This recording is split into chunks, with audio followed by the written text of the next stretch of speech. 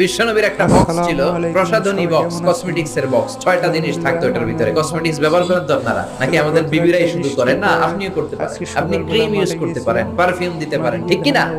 6টা জিনিস থাকতো বিশ্বনবীর কসমেটিক্স বক্সের ভিতরে। 1 নম্বরে থাকতো চিরুনি, 2 নম্বরে থাকতো অতুর মানে আতর, 3 নম্বরে থাকতো টুথপিক মানে দাঁতের খিলাল, 4 নম্বরে থাকতো অলিভ অয়েল ছোট্ট তেলের শিশি, 5 নম্বরে থাকতো সুরমাদানি, 6 নম্বরে থাকতো পারফিউম আতরের বক্স। চিল্লায় পড়েন আল্লাহু আকবার।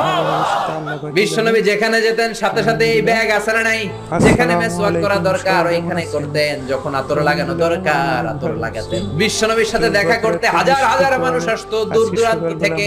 বিশ্বনবী কোনোদিন কোন দলের সাথে দেখা করতেন না যতক্ষণ না বিশ্বনবী ভালো করে মেসওয়াক করতেন। সুবহানাল্লাহ।